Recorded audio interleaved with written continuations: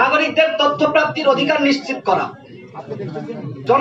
জনস্বার্থ সংশ্লিষ্ট তথ্য প্রকাশে যে কোনো নাগরিক, মানবাধিকার কর্মী ও সাংবাদিকদের জন্য আইনি সুরক্ষা এবং হয়রানি থেকে প্রতিকার নিশ্চিত করা।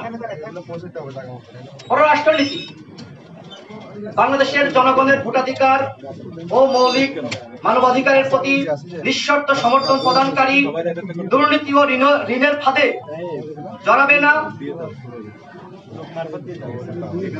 পররাষ্ট্রনীতি বাংলাদেশের জনগণের ভোটাধিকার ও মৌলিক মানবাধিকারের প্রতি নিঃশর্ত সমর্থন প্রদানকারী, দুর্নীতি ও ঋণের ফাঁদে জড়াবেন না তেমন অর্থনৈতিক সহযোগিতাকারী, সামরিক জোটভুক্ত করতে চাপ দেবে না তেমন রাষ্ট্র সমতা ও বহুমাত্রিক বহুদেশীয় আঞ্চলিক সহযোগিতার উদারনীতিতে সৎভাবে বিশ্বাসীদের সাথে চলা বন্ধুত্ব ভাবাপন্ন পররাষ্ট্রনীতি আমরা অনুসরণ করব।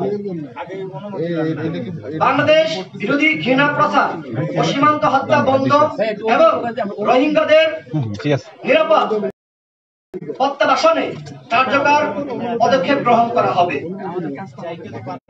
আমাদের রাষ্ট্রসত্তার স্বকীয়তা, স্থিতিশীলতা ও সামষ্টিক সমৃদ্ধি অর্জনে অনুকূল শক্তিশালী পররাষ্ট্রনীতি গ্রহণ করা হবে। প্রতিরক্ষা নীতি নাগরিক ও মৌলিক অধিকারহীন স্বাধীনতা এবং জনগণের ভরসা হারানো সার্বভৌমত্বকে আপন মহিমায় পুনঃপ্রতিষ্ঠার জন্য স্বদেশপন্থী দৃঢ় এক প্রতিরক্ষা নীতি প্রণয়ন করে তা কঠোরভাবে পালন করা হবে। জনপ্রিয়তায় সমৃদ্ধ প্রতিরক্ষা ব্যবস্থা গড়ে তুলতে না পারলে বাংলাদেশের গণতন্ত্র টিকবে না। সার্বভৌমত্ব, রাষ্ট্রীয় ভূমি, সমুদ্র ও আকাশ সীমানা রক্ষা, জাতীয় সম্পদের নিরাপত্তা এবং কৌশলগত সুরক্ষাকে যথাযথ গুরুত্ব দিয়ে প্রতিরক্ষা নীতি গ্রহণ করা হবে। কৃষির আধুনিকায়ন, প্রাণ বৈচিত্র্য, পরিবেশের ভারসাম্য রক্ষা ও খাদ্য নিরাপত্তায় সর্বোচ্চ অগ্রাধিকার দিয়ে কৃষি শিল্পায়ন এবং অর্থনৈতিক ব্যবস্থার পুনর্বিন্যাস করা, কৃষি পণ্য উৎপাদনে লাক্সই, পরিবেশ বান্ধব, আধুনিক প্রযুক্তির ব্যবহার বৃদ্ধি, ফসল উৎপাদন, সংরক্ষণ ও সরবরাহ ব্যবস্থার আধুনিকায়ন, কৃষক পর্যায়ে ন্যায্য মূল্যে সকল কৃষি উপকরণ প্রাপ্তি ও ফসলের যৌক্তিক বাজার দর নিশ্চিত করা, কৃষকের জন্য সহজ ও সুলভে কৃষি পণ্যের ব্যবস্থা করা, কৃষি পণ্য উৎপাদন ও রপ্তানিতে কৃষক পর্যায়ে প্রণোদনা দেওয়া, শিল্প বিকাশ,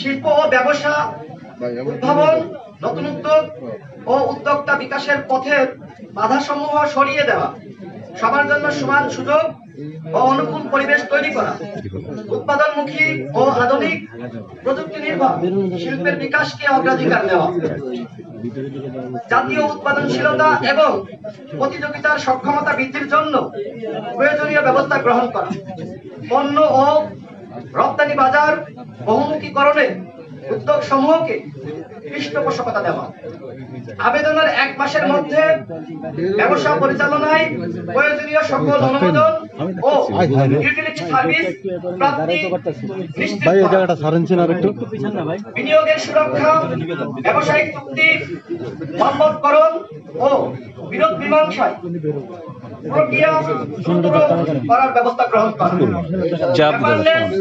ডকুমেন্ট সিস্টেম চালুর মাধ্যমে ভোগান্তি, সময়ক্ষেপণ ও অদক্ষতা দূর করা, আর্থিক খাত ও উন্নয়ন প্রশাসন আর সাংবাদিক ঢুকতে দেয় এই টানা রোল চলবে নাকি সাংবাদিকেরও জায়গা নাই।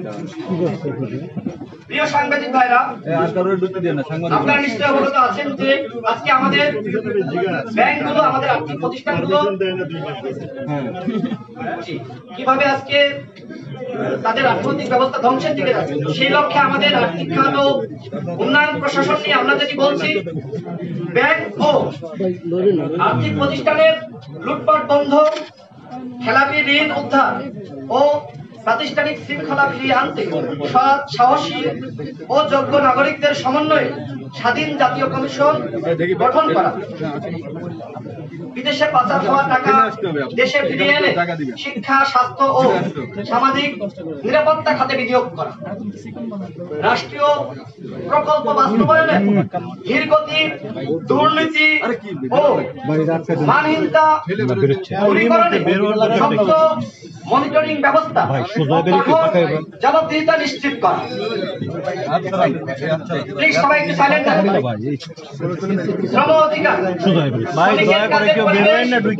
চাকরির নিরাপত্তা এবং সংগঠন করার স্বাধীনতা নিশ্চিত করতে বিদ্যমান শ্রম আইন সংশোধন করা, শ্রমিকের উপর দমন পীড়ন, হামলা ও হয়রানিমূলক মামলা বন্ধ করা, জীবনযাত্রার মানের সাথে সামঞ্জস্য রেখে ন্যূনতম জাতীয় মজুরি কাঠামো নির্ধারণ করা, শিল্প শ্রমিকদের জন্য আবাসন, পেনশন, জীবন বীমা, স্বাস্থ্য বীমা এবং তাদের সন্তানদের উচ্চতর শিক্ষা নিশ্চিত করার লক্ষ্যে শিক্ষা বীমা চালু করা,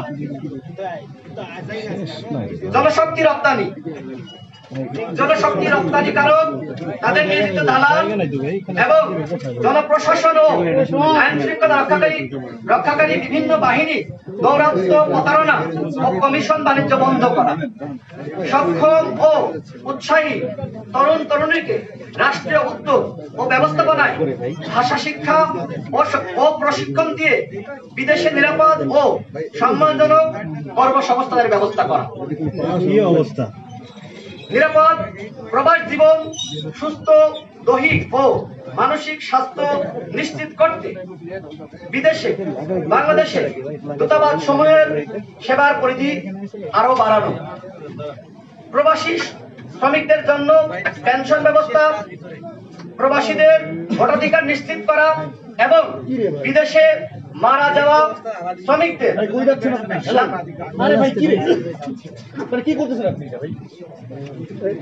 এবং বিদেশে মারা যাওয়া শ্রমিকদের লাশ রাষ্ট্রীয় খরচে দেশে আনার ব্যবস্থা করা,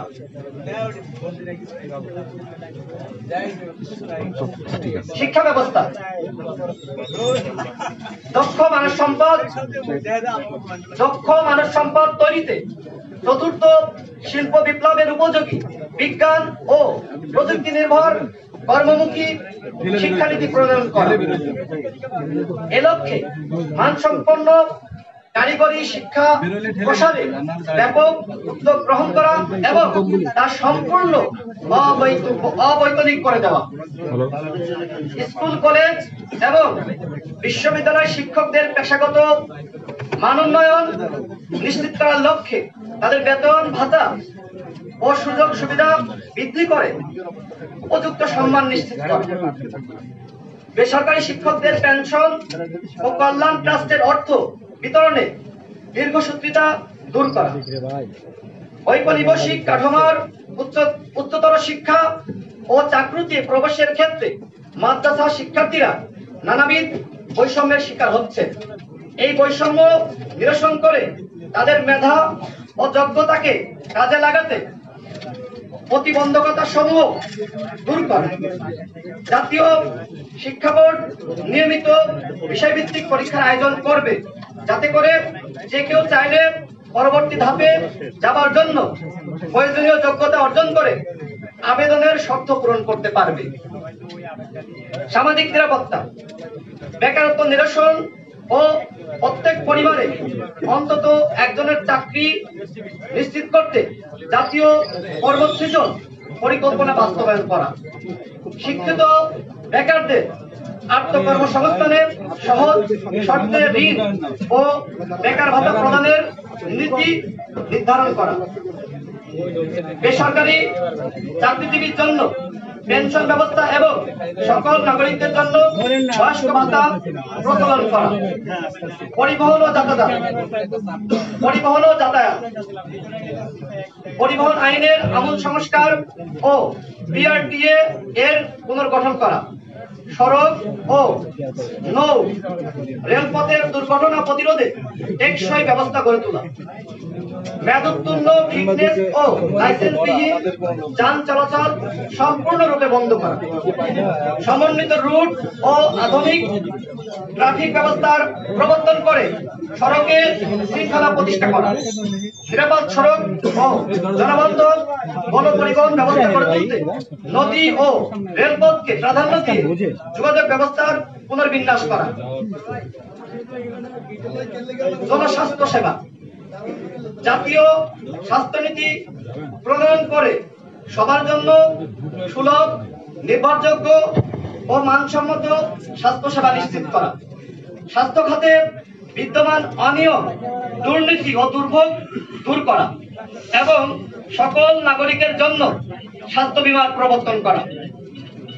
মহামারী মোকাবেলায় প্রস্তুতি, প্রতিরোধযোগ্য ব্যাধি ও অনভিপ্রেত মৃত্যু রোধে সক্ষম একটি স্বাস্থ্য পরিকাঠামো গড়ে তোলা। দখল ও দূষণ প্রতিরোধ, প্রাণ প্রকৃতি সুরক্ষা, দুর্যোগ মোকাবিলা ও দূষণ রোধে কার্যকরী ব্যবস্থা গ্রহণ করা। নদী, খাল, বিল, হাওর, জলাশয় সহ বেদখল হওয়া সরকারি সকল ভূমি দখল মুক্ত করা। সারা দেশে সামাজিক বনায়ন কর্মসূচি চালু করা। শহরে শিশুদের জন্য পর্যাপ্ত খেলার মাঠ তৈরি, উদ্যান ও লেকের ব্যবস্থা করা। খাদ্য ও পুষ্টি, নিম্ন আয় এবং দরিদ্র পরিবারের মা ও শিশুর জন্য পুষ্টিগুণ সম্পূর্ণ সুষম ও প্রয়োজনীয় খাদ্যের সংস্থান করতে বিশেষ কর্মসূচি তৈরি করা। জনস্বাস্থ্য সুরক্ষায় ভেজাল মুক্ত ও নিরাপদ খাদ্য উৎপাদন, বিপণন ও সরবরাহের ব্যবস্থা করা। দ্রব্যমূল্যের ঊর্ধ্বগতি নিয়ন্ত্রণে সিন্ডিকেট ও মধ্যস্থতাকারীদের দৌরাত্ম্য কমিয়ে নিত্য পণ্যের মূল্য জনগণের ক্রয় ক্ষমতার মধ্যে রাখা। জ্বালানি, খনিজ ও প্রাকৃতিক সম্পদ, প্রাকৃতিক ও খনিজ সম্পদের সর্বোত্তম ব্যবহার ও সুরক্ষা নিশ্চিত করা। জ্বালানি খাতে দুর্নীতি, দায়মুক্তির বিধান ও ক্যাপাসিটি চার্জের নামে লুটপাটের আয়োজন বন্ধ করা। খনিজ সম্পদ উত্তোলন করা, প্রক্রিয়াজাতকরণ ও বিপণনে রাষ্ট্রীয় সক্ষমতা বৃদ্ধি করা। নবায়নযোগ্য জ্বালানির উৎপাদন ও ব্যবহারের সক্ষমতা বৃদ্ধি করা। জ্বালানি নিরাপত্তা, ঝুঁকি হ্রাসের ভারসাম্যপূর্ণ সংমিশ্রণ ও বহুমাত্রিক উৎস থেকে সংগ্রহের নীতি গ্রহণ করা। আমাদের 21 দফা কর্মসূচি পাঠ করা সমাপ্ত হলো। এই কর্মসূচির উপরে যদি আপনাদের কোনো ধন্যবাদ সকলকে। আমাদের মাঝে এবার লোক কিছু কমবে না নাকি? ধন্যবাদ মোহাম্মদ রাশেদ খানকে।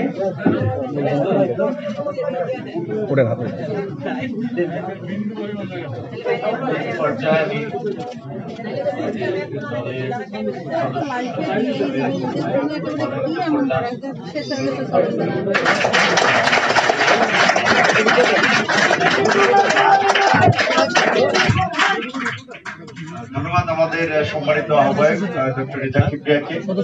ইতিমধ্যে আপনারা আমাদের দলের আত্মপ্রকাশের যে ঘোষণাপত্র, লক্ষ্য উদ্দেশ্য এবং 21 দফা কর্মসূচি, রাজনৈতিক দলের আত্মপ্রকাশের ঘোষণাপত্র, 4টি মূল নীতি, 21 দফা রাজনৈতিক কর্মসূচি আপনাদেরকে পাঠ করা হয়েছে। এই পর্যায়ে আমরা আমাদের একটা আহ্বায়ক কমিটি যেটা গঠন করা হয়েছে, একজন আহ্বায়ক, একজন সদস্য সচিবের পাশাপাশি কয়েকজন যুগ্ম আহ্বায়ক রয়েছেন, কয়েকজন সহকারী যুগ্ম আহ্বায়ক রয়েছেন, কয়েকজন যুগ্ম সদস্য সচিব রয়েছেন, কয়েকজন সহকারী যুগ্ম সদস্য সচিব রয়েছেন। এ পর্যায়ে আমি আমাদের আহ্বায়ককে আমাদের অন্যান্যদের পদগুলো পরে শোনানোর একটু আহ্বান জানাচ্ছি। নাম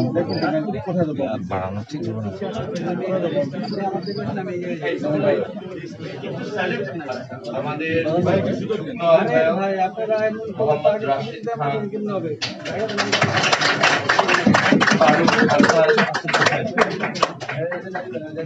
বিপ্লব কুমার পোদ্দার, অ্যাডভোকেট খাদিমুল ইসলাম, মোহাম্মদ আল মামুন, ডাক্তার মোহাম্মদ সাজ্জাদ হোসেন, মুফতি নুরুল ইসলাম সোয়াইবি, চুনুরঞ্জন দাস, মাহফুজুর রহমান খান, ব্যারিস্টার মোহাম্মদ জিশান হোসেন, আবু হানিফ, সোহরাব হোসেন, সাদ্দাম হোসেন, শাকিল উজ্জামান, নাজমুল সাকিব, জসিমউদ্দিন, আবুল কালাম আজাদ, আরিফুল ইসলাম, কৃষিবিদ শহীদুল ইসলাম ফাহিম, হানিফ খান সজীব, আরিফুর রহমান তুহিন, আফজাল হোসেন।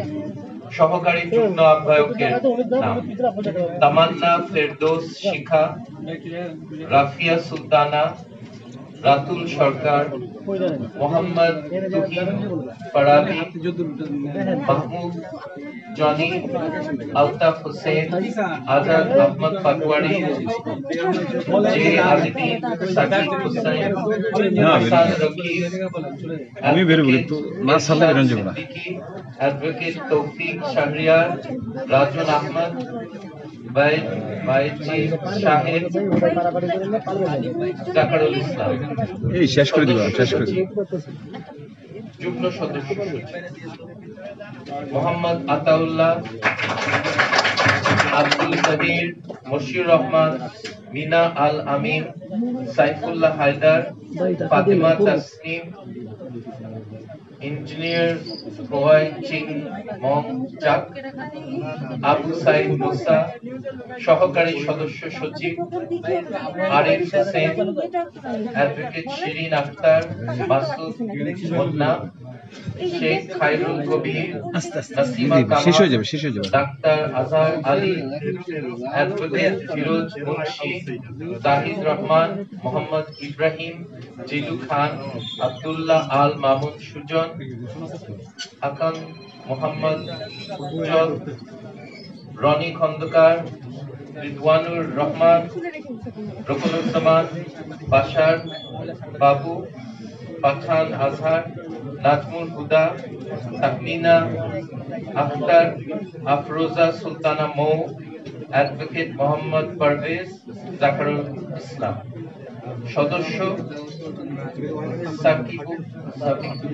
সাবিকুন নাহার, ডলি আক্তার, আব্দুল হোসেন, লুকমান হোসেন, রফিকুল হক, তোফাজ্জল হোসেন, আবুল খায়ের, ফখরুল ইসলাম, আশরাফুল ইসলাম তপু, MSA মাহমুদ, এনায়েত হোসেন, মাহফুজুর রহমান, শেখ লতিফ বিশ্বাস, কাজী ইউসুফ।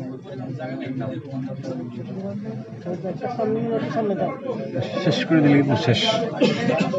এই মহিলাটাকে বাড়িতে দেখে বাড়িতে তো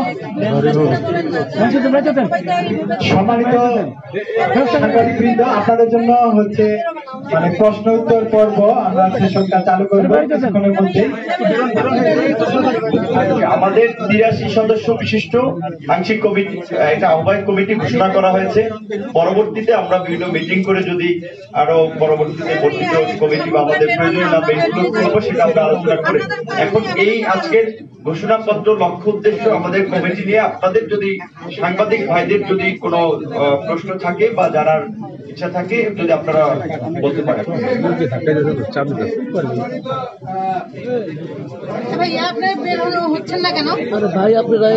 ভাই একটু সাইলেন্ট, প্রশ্ন শেষ। সাংবাদিক ভাইদের হয়তো 2-4টা প্রশ্ন আছে, তার মধ্যে দিয়ে প্রোগ্রাম শেষ হবে। কিন্তু যে যেখানে আছে চুপচাপ বসে থাকেন। জি।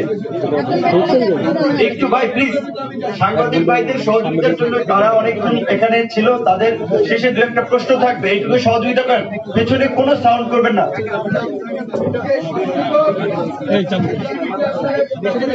মহিলা মানুষ ঢুকছে এখন বাড়ি থেকে এই আপনার বাড়ি দেখো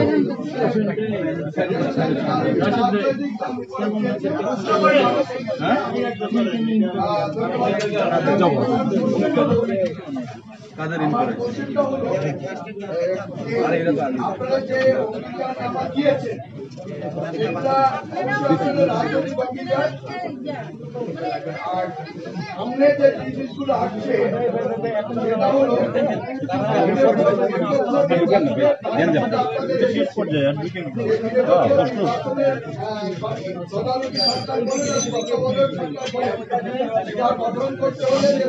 কমিটি আছে, রাষ্ট্রপতির অধীনে হয়ে থাকে, আর সংবিধান আছে আইন করা। যেহেতু এ ব্যাপারে সরকারের তরফ থেকে এবং নির্বাচন কমিশন থেকে তেমন কোনো কিছু নেই। আমি আপনাদের কাছে জানতে চাচ্ছি, আপনাদের দল এই দাবিতে দৃশ্যমান কোনো কর্মসূচি ঘোষণা করবে কিনা, এক। 2 নম্বরে আগামী নির্বাচন এসে গেছে, ঠিকই এই কাজে আপনাদের আত্মপ্রকাশ দলে, আপনারা কি আগামী নির্বাচনে অংশগ্রহণ করবেন এককভাবে নাকি কোনো জোটবদ্ধভাবে? আপনাদের এটার সাথে ওই এক করেছে পরিকল্পনা কি? আমি আশা করি আপনারা এই দুটি কোশ্চেন, রেজা ভাই আপনি আমাকে ভালো করে চেনেন, আমি আশা করি কোশ্চেন থামেন বহুত হয়েছে। আমার উত্তর হয়তো আপনার প্রশ্নের চেয়ে কম লম্বা হবে।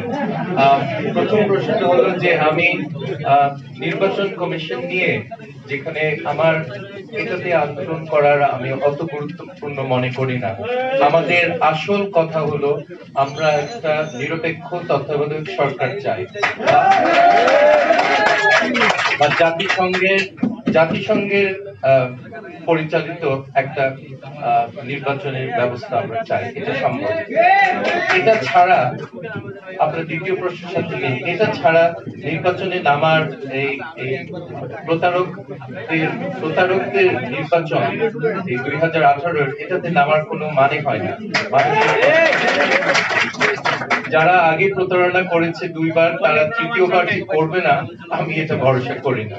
তো আমরা একটা নিরপেক্ষ তত্ত্বাবধায়ক সরকারের অন্য দলের সবার সাথে আমরা আলোচনা করব, যারা এই দেশে গণতান্ত্রিক একটা অধিকার ফেরত আনতে চায়, তারা আমাদেরকে সমর্থন করবে। তো এটাই মেন। আর কার সাথে জোট হবে সেটা তখনকার পরিস্থিতি দেখে আমরা ঠিক করব। 2.5 বছর আমাদের পরিকল্পনা 300, এই মুহূর্তে 300 আসনে 300 জন প্রার্থী দেওয়া,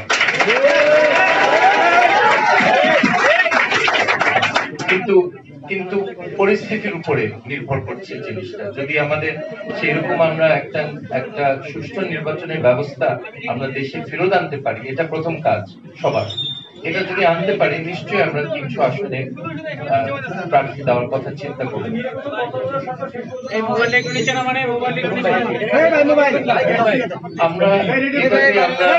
আমরা জনগণ সঙ্গে থাকলে আমরা নিশ্চয়ই এটা আদায় করতে পারবো। এটা জনগণ আমাদের বড় শক্তি। আমরা এই শক্তির উপরে ভরসা করে আমরা এই রাজনৈতিক কর্মকাণ্ড শুরু করেছি। তো আমি মনে করি না বাংলাদেশের জনগণ কোনো অস্ত্র, কোনো বাহিনী বা কোনো টাকা দিয়ে যারা এটা প্রতিরোধ করতে চেষ্টা করবে, তারা যে সক্ষম হবে আমি বিশ্বাস করি।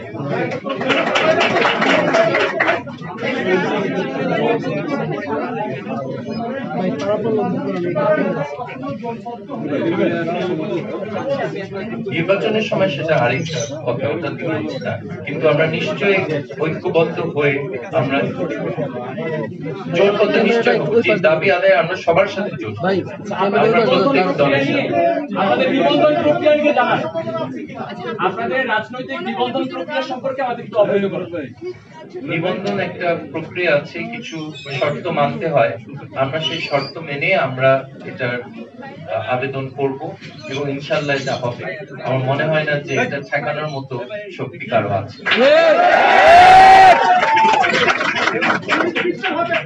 প্রশ্ন সেটি হচ্ছে 2018 সালের নির্বাচনের আগে আপনি গণফোরামের সভাপতি এবং সেই দল ছেড়ে আপনি আবার এখন গণ অধিকার পরিষদের আহ্বায়ক হয়েছেন। ভবিষ্যতে আবার নতুন কোন দল যদি অফার করে আপনাকে, সেখানে আপনি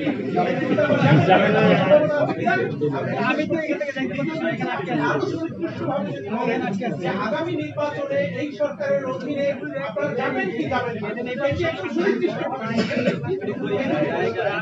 প্রথম প্রশ্নটা উত্তর আমি দিই। এটা হলো গণমুখী একটা দল, এখানে থাকায়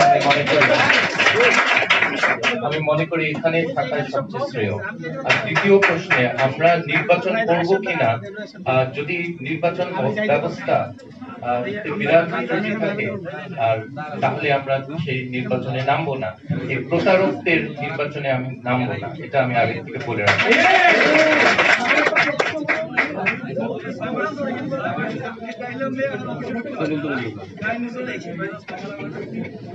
দেখি ভাই একটু জায়গা দেন।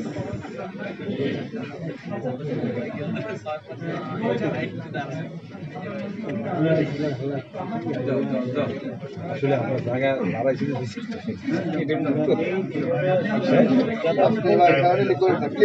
ভাই শব্দ করে না। আমরা এই ব্যাপারে আমরা আমাদের যে প্রধানমন্ত্রী পদে যে আছে ওনার থেকে আমরা উনি যেভাবে ঐক্যবদ্ধ হয়ে কাজ করেছেন এখনো, আমরা সেভাবে অগ্রসর হওয়ার চিন্তা করছি।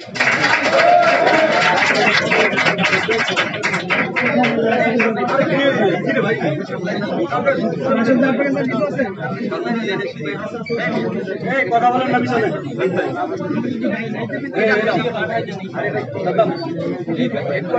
আমাদের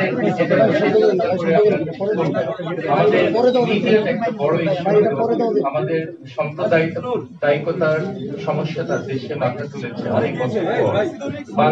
বাঙালিদের মধ্যে এই ধরনের চিন্তাধারা আগে ছিল। আমি মনে করি যেগুলো ঘটেছে সাধারণ নাটক এই দেশের এবং বাইরের কিছু লোকের রাজনৈতিক সুবিধার জন্য এই মানুষদেরকে, অসহায় মানুষদেরকে অত্যাচার করা হচ্ছে এবং আমরা এটার বিরুদ্ধে এমন চার্জ উঠেছে যে আমাদের কেউ কেউ আমরা এই ব্যাপারে আমাদের আভ্যন্তরীণ একটা তদন্ত কমিটি তৈরি করেছি এবং এটাতে আমরা সক্রিয়ভাবে কাজ করব। আমাদের দলে সেই ধরনের মানসিকতার লোকের কোনো জায়গা নাই, এটা আগে থেকে বলে। যারা সাম্প্রদায়িকতায় বিশ্বাস করে আমাদের দলে না থাকে, তাদের অন্য দল আছে, আমাদের দল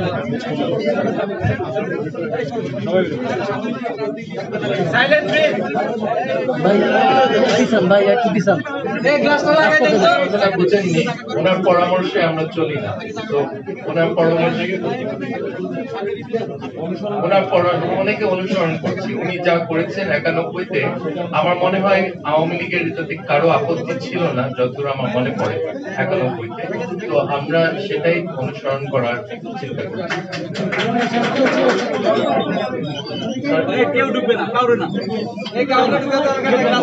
যেই মানুষ বাংলাদেশে জনগণের ভোটের অধিকারের জন্য লড়াই করতে রাজি আছে, আমরা তাদের সাথে এটাতে যদি কারো আপত্তি থাকে, জনগণের অধিকার রক্ষা করার জন্য কারো প্রতি মানে আপত্তি থাকে, করার নাই। আমরা জনগণের অধিকার রক্ষা করি, আমাদের লক্ষ্যটা যদি ঠিক থাকে, আমার মনে হয় না যে কোনো কিছু হবে। বসেন।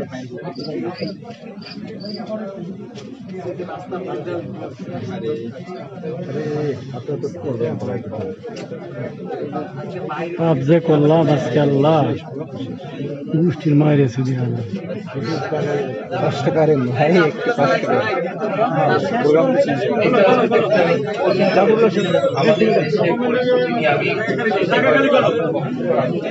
আচ্ছা আমি দেখতেছি, আপনি ইয়ে করেন। ভিতরে ঢুকে যান, আরে ভাই কই ঢুকবো ভিতরে?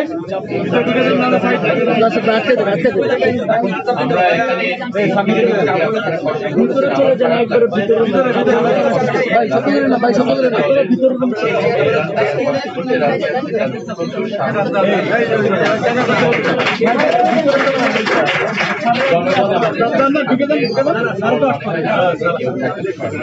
আমাদের উদ্দেশ্য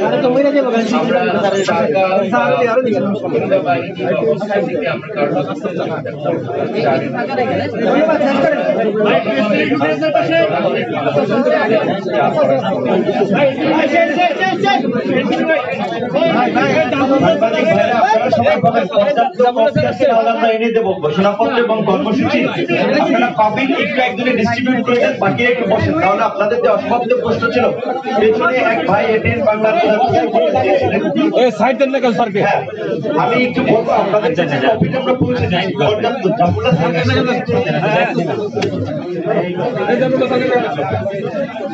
ইতিমধ্যে আমাদের মাঝে উপস্থিত হয়েছে মুক্তিযুদ্ধের অন্যতম সংগঠক বীর মুক্তিযোদ্ধা গণস্বাস্থ্যের trustee doctor Zafrullah Chowdhury. Doctor Zafrullah Chowdhury Bangladesh গণঅধিকার পরিষদের পক্ষ থেকে সাদর সম্ভাষণ জানাচ্ছি।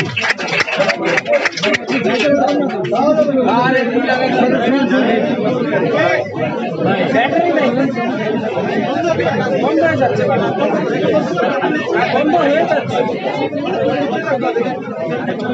হয়ে যাচ্ছে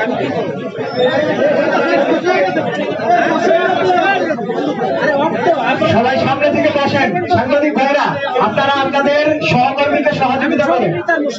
সাংবাদিক ভাইরা আপনারা আপনাদের সহকর্মীকে সহযোগিতা করেন। সাংবাদিক ভাইরা আপনারা আপনাদের সহকর্মীদের সহযোগিতা করেন। এখানে প্রশ্নোত্তর পর্ব চলছিল।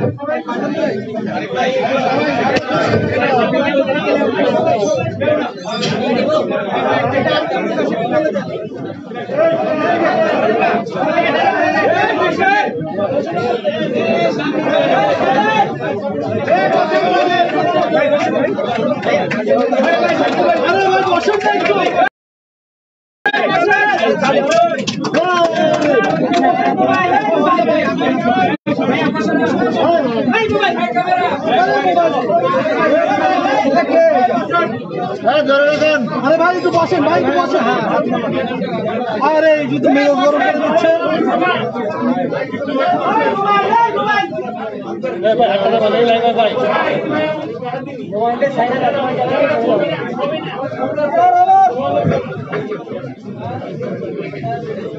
কি বলে ভাই, বলো কি ভাই?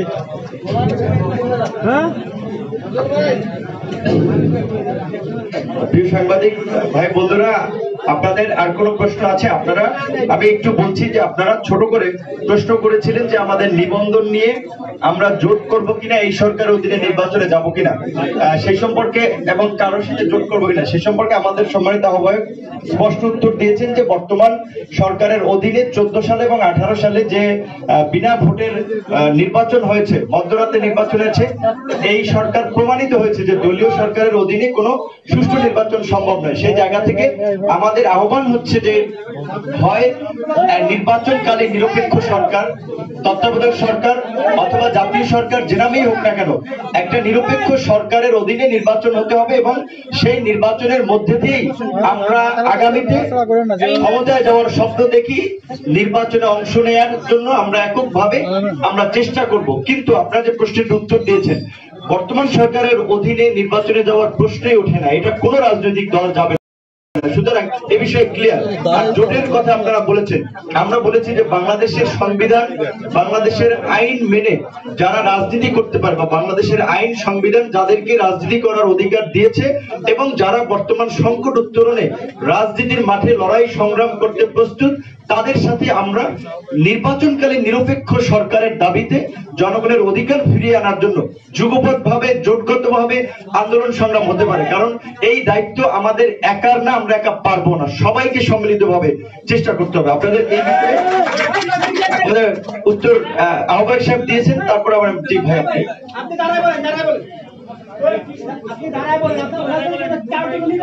আচ্ছা আচ্ছা, আপনি বলেন।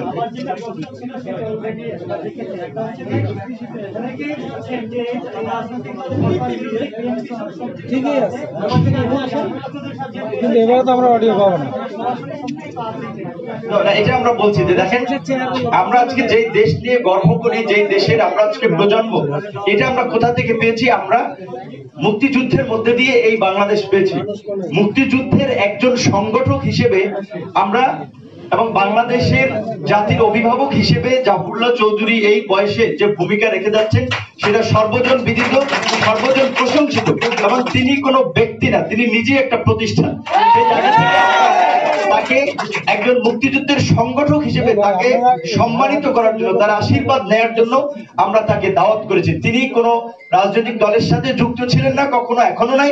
তিনি সার্বজনীনভাবে জাতির অভিভাবক, এবং আমরা স্পষ্ট যে মুক্তিযুদ্ধের একজন সংগঠক, এই জাতির এই দুঃসময়ে যিনি একজন অভিভাবকের ভূমিকা পালন করছেন। আমরা রাজনীতি করার জন্য সেই অভিভাবক, তার একটা আশীর্বাদ দেওয়ার জন্য, তার দোয়ার জন্য তাকে শুধু আমরা বলেছি, আর আমরা অন্য কাউকে বলি নাই। যেহেতু আমাদের অডিটোরিয়াম পাই নাই, সেখানে কোনো অতিথিকেই বলি নাই, শুধু মুক্তিযুদ্ধের প্রতি বলতে পারি না, রেসপেক্ট প্রদর্শনের জন্য মুক্তিযুদ্ধের একজন সংগঠককে আমরা এখানে আজকে আমন্ত্রণ জানাচ্ছি।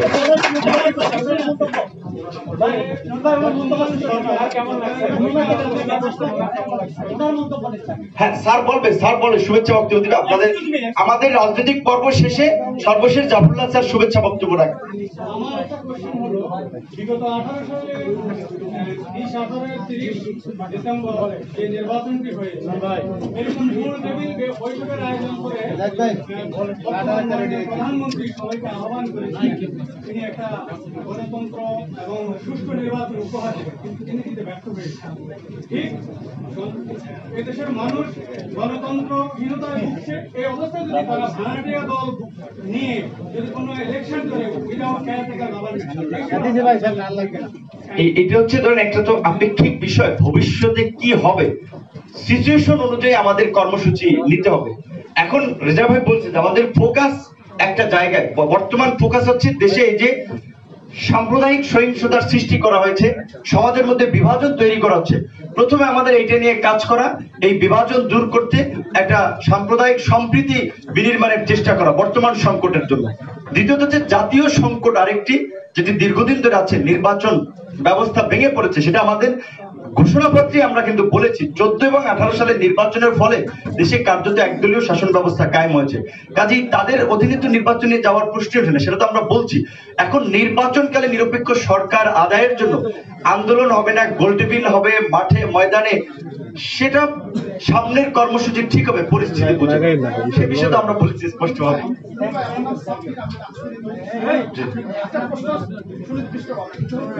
আপনি বললেন যে আপনারা আসলে এখানে জায়গা আছে, বড় একটা হল রুম ভাড়া করতে চেয়েছেন, এত বইটার মধ্যে বাধা দিয়েছে। আমার শুধু প্রশ্ন হলো যে আপনারা যে একটা দফা করেছেন, প্রত্যেকটা দফায় কিন্তু প্রত্যেকটা রাজনৈতিক দল যখন আত্মপ্রকাশ করে সবাই করে, আপনারা অধিকার কি জানেন, পূর্ণভাবে ভাবেন যে আপনাদেরকে জনগণ গ্রহণ করবে, এবং কোন পার্টটা আছে যে গ্রহণ করার কি ভিন্নতা আছে? একটা ভিন্নতাটা শেষ করি। 2 নম্বর প্রশ্ন হলো যে আপনি এখনো অনুমতি পাচ্ছেন না, আপনারা পরবর্তীতে নিবন্ধন পাবেন না বা আপনারা যুদ্ধ করবেন, এত বৈরিতার মধ্যে কিভাবে আসলে জনগণের কাছে যাবেন এবং এই জনগণের অধিকার নিয়ে কথা বলবেন? বাঙালি জাতির ইতিহাস সংগ্রামের ইতিহাস, এবং সংগ্রামের জাতি হিসেবে বাঙালি সারা বিশ্বেই রেসপেক্টেড। জাফরুল্লাহ স্যাররা আপনার সেই খালিয়াতে যুদ্ধ করেছেন। বাংলাদেশের মতো তখন একটা অনুন্নত দেশ, দারিদ্র পীড়িত দেশ, ক্ষুধা মন্দা বন্যা এই হিসেবে যাদের পরিচিত ছিল, কিসেঞ্জার যাকে বলছিলেন বাস্কেটলেস, একটা বটমলেস বাস্কেট বিন জুড়ি, এরকম বটমলেস বাস্কেট বলছিলেন, সেটা আজকে বাংলাদেশ বিশ্বের বুকে মাথা উঁচু করে দাঁড়াচ্ছে এই দেশের মানুষের প্রচেষ্টার মধ্যে দিয়ে।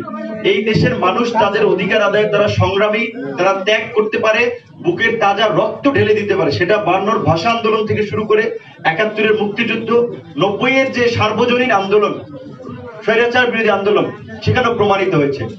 এরশাদ সাহেবও ক্ষমতায় ছিলেন, তার মধ্যেও তো আন্দোলন হয়েছে, গুলি হয়েছে, তার মধ্যে আন্দোলন চলেছে। আমরা আজকে শুধুমাত্র এই যে আপনারা সুন্দরভাবে একটা ফুটেজ দেবেন, আপনাদের এইটা জাতির কাছে পৌঁছে দিবেন। এই প্রোগ্রামটা আমরা সুশৃঙ্খল ভাবে করতে চেয়েছি। আমরা রাজনীতির মাঠের আন্দোলন সংগ্রামের মতো আজকের ভূমিকা অবতীর্ণ হতে চাইনি, যে কারণে আমরা বিনয়ের সাথে আমরা এই ছোট্ট পরিসরেই আমরা শেষ করেছি। কিন্তু রাজনৈতিক কর্মসূচির জন্য তো আমরা কারো কাছে অনুমতি দিতে যাব না।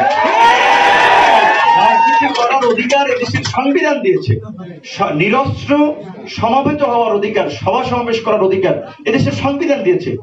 সেটার জন্য তো আমি কারো কাছে পারমিশনের জন্য যাব না। আমরা নিরাপত্তা পুলিশের কাছে কিন্তু আমরা অনুমতি চাই নাই যে আপনারা আমাদেরকে পারমিশন দেন। আমরা বলেছিলাম বাইরে একটা প্রোগ্রাম করলে একটা ক্রাউড হবে, আমাদের বড় একটা ক্রাউড, আমাদের টার্গেট ছিল প্রায় লক্ষাধিক লোকের একটা জমায়েত হবে, সারা দেশ থেকে আমাদের নেতা কর্মী শুভাকাঙ্ক্ষী শুভারাত্রী আসবে। এই জন্য আমরা পুলিশের সহযোগিতা চেয়েছিলাম যে আইন শৃঙ্খলা এবং সেটার যেন তারা সহযোগিতা করে নিরাপত্তার জন্য। জাফরুল্লাহের মতো ব্যক্তির এরকম কিছু বিদেশি মেহমান থাকতো, তাদের নিরাপত্তা সামগ্রিক পরিবেশের জন্য আমরা চেয়েছিলাম, সেটা তারা হেল্প করেন, যে কারণে আমরা শুধুমাত্র ছোট পরিসরে করছি।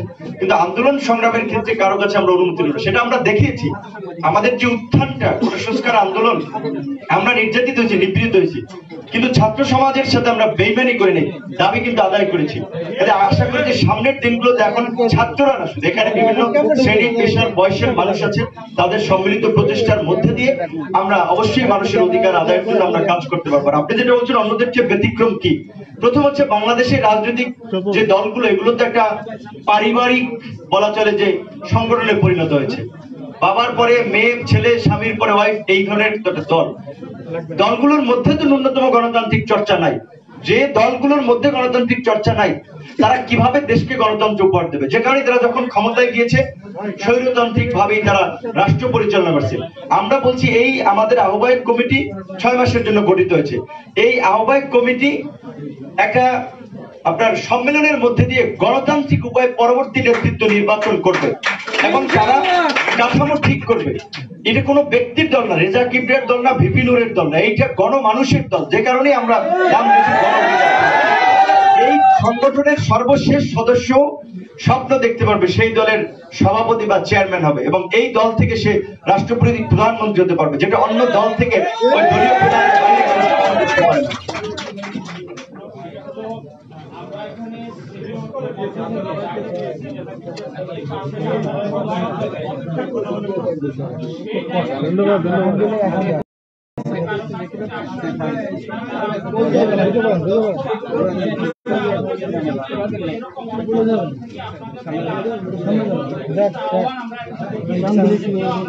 সামনে দিয়ে ক্যামেরাটা জাগাবেন না, দয়া করে আঙ্কেল।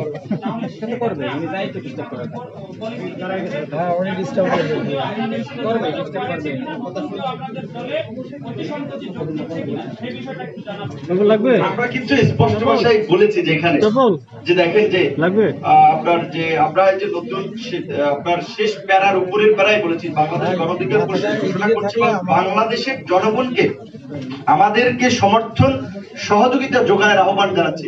আমরা এখানে রাজনৈতিক দল, কেউ শিক্ষক, কেউ সাংবাদিক পেশা স্পেসিফাই না করে তা তো বাংলাদেশের জনগণ, আমরা বাংলাদেশের জনগণকে তো আমাদের এই কার্যক্রমে সহযোগিতা সমর্থন যোগানের আমরা আহ্বান জানিয়েছি। কারণ জনগণের সমর্থন সহযোগিতা ছাড়া তো সম্ভব না। আপনি সাংবাদিক, আপনি একজন জনগণ, আমি রাজনীতিবিদ হতে পারি, আমি তো একজন জনগণ, কাজে জনগণকে আমরা আহ্বান জানিয়েছি।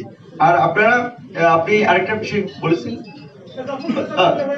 জি, আর হচ্ছে আপনি যেটা বলেছেন সিভিল সোসাইটি, বা এখানে তো রেজা ভাই তো সিভিল সোসাইটির প্রতিনিধি না, তিনি এই দলের নেতা হিসেবে নির্বাচিত হয়েছেন। আর এখানে আমরা নাম দেখছেন, আপনার এখানে ব্যারিস্টার আছে, ডাক্তার আছে, অ্যাডভোকেট আছে, সামনে বসার সিট মাত্র 10টা, এখানে তো বসার লোক হচ্ছে না, যে কারণে আমরা একেবারেই নিষেধ করেছি যে আমাদের দেখেন এই আপনারা সাংবাদিকরাই রুম ভরে গিয়েছে, আমাদের নেতা কোনো জায়গা হবে না, নিষেধ করেছে, অনেকে বাইরে আছে যেখানে আজকে আসতে বলিনি। আমরা খুব শীঘ্রই একটা আনুষ্ঠানিকভাবে আমরা একটা পরিচিতি সভা করব, সেটা আমরা ইনশাল্লাহ আশা করি যে আমরা অবশ্যই একটা সে ধরনের বড় পরিসরে আমরা করব এবং করতে সক্ষম হব। সেখানে আমরা আমাদের নেতৃবৃন্দ সহ আমাদের যেসব মেহমানকে আজকে আমরা রাখতে চেয়েছিলাম তারাও থাকবে। আশা করি আপনাদের আর প্রশ্ন নাই বোঝা আছে। শেষ করেন ভাই, আচ্ছা, একজনে বলতে চাচ্ছি, শেষ করেন ভাই। আচ্ছা, একজন একটু বলতে চাচ্ছে, একজনেরটা একটু শুনুন। হ্যাঁ। একটা রাজনৈতিক দল চালানোর ক্ষেত্রে অনেক খরচের ব্যাপার,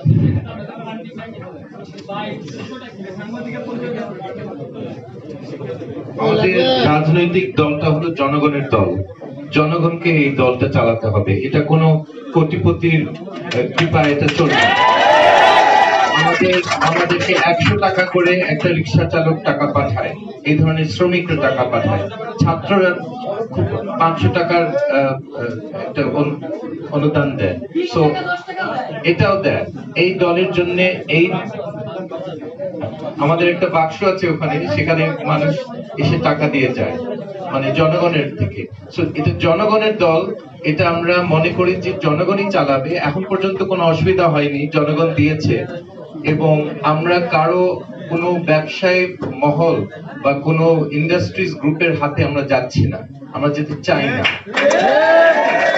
অন্য দলের মতো অন্য দলের টাকা তোলার আমি সিস্টেমটা জানি, আমার এটা জানা আছে তারা কিভাবে টাকা তোলে, কিন্তু আমরা ওই পথে যাচ্ছি না। জনগণের দল, জনগণ চালাবে।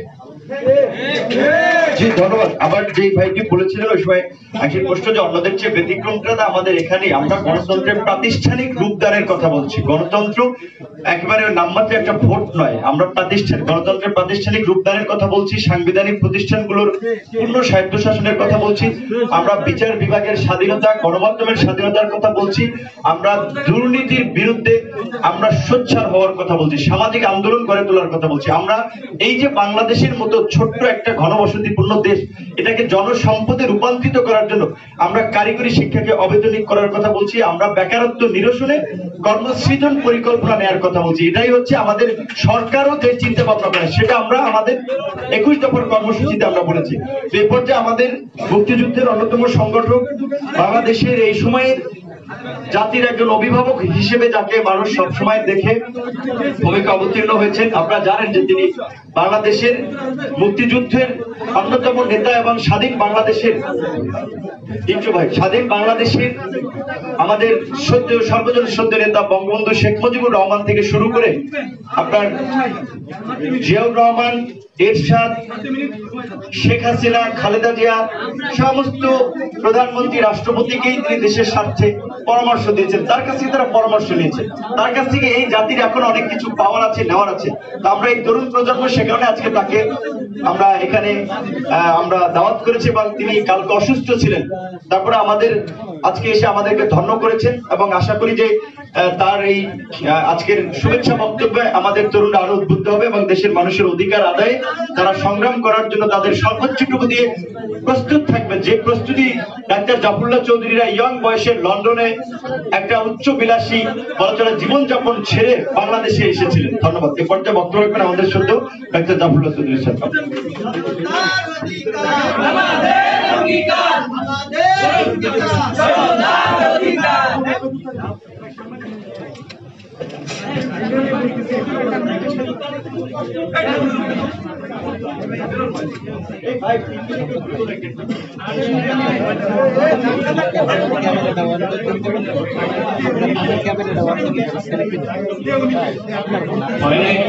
ক্ষমা চাচ্ছিলাম, রাস্তায় আপনাদের সামনে প্রায় 1 ঘন্টা 12টা থেকে এ পর্যন্ত গাড়ি পুলিশ যেতে পারবেন না, আমাকে তো যেতে হবে, আমি তো কথা দিয়েছি। বসেন না, আমি এসেছি একটা বিশ্বাস নিয়ে, শুভেচ্ছা দেওয়া। কারণটা কি? একদিকে আমাদের দেশের অন্যতম সত্যিকার অর্থে শিক্ষিত বলতে যাকে বোঝা যায় আমাদের ওই জাতীয় শিক্ষিত, অত্যন্ত নামকরা বিশ্ববিদ্যালয়গুলিতে পড়াশোনা করেছেন, সর্বোচ্চ দেশের যারা পৃথিবীর অর্থনীতিকে নিয়ন্ত্রণ করেন সেখানে কাজ কাজ করেছেন। ওনার টিকার পরেও ওনার মাতা প্রতি সপ্তাহে এখন আমার প্রত্যাশা হলো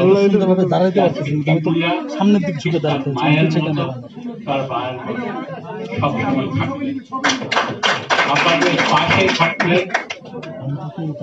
কোথায় কোথায় বিদেশে চলে যাবেন। আমাদের যেটাই টিকার দেয় ওখানে আমার ভরসা ওনার ইয়ত।